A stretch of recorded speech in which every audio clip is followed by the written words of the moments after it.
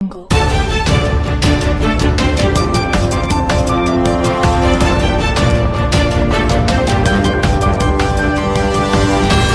Jungle.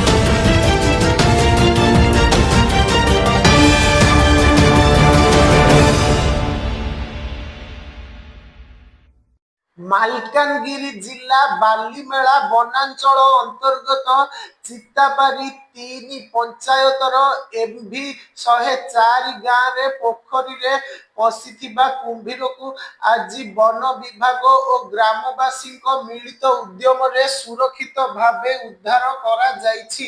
ଗତ 3 ଦିନ ଧରି ବନ ବିଭାଗର ରେସ୍କ୍ୟୁ ଟିମ୍ ପୋଖରୀରେ ଜାଲ ପକାଇ କୁମ୍ଭୀରକୁ ଧରିବା ପାଇଁ ଉଦ୍ୟମ ଜାରି ରଖିଥିଲା।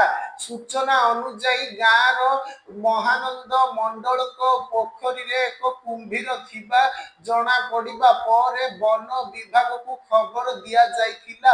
ଏହାପରେ ବନ ବିଭାଗ ଟିମ୍ ପହଞ୍ଚି କୁମ୍ଭୀରକୁ ଧରିବା ପାଇଁ ଉଦ୍ୟମ କରିଥିଲା, ହେଲେ ପ୍ରଥମ ଦିନରେ କୁମ୍ଭୀର ଧରା ପଡ଼ିନଥିଲା।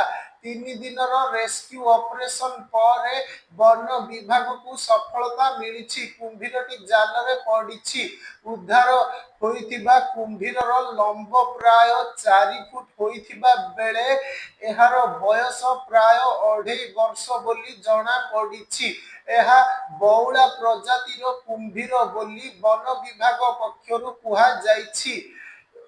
ମହାନନ୍ଦଙ୍କ ଅଭିଯୋଗ ଅନୁଯାୟୀ କୁମ୍ଭୀରଟି ପୋଖରୀରେ ଥିବା 90ରୁ ଅଧିକ ହଂସ ସମେତ ବହୁ ମାଛ ଖାଇ ଦେଇଥିଲା।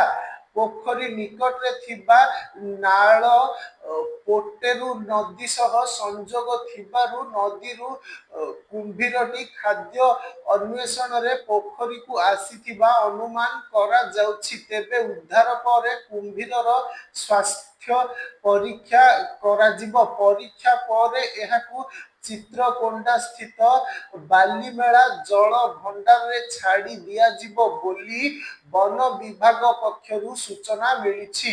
ଉଦ୍ଧାର ପରେ ଗ୍ରାମବାସୀ ଆଶ୍ୱସ୍ତ ହୋଇଥିବା ବେଳେ ବନ ବିଭାଗର ଉଦ୍ୟମକୁ ପ୍ରଶଂସା କରିଛନ୍ତି।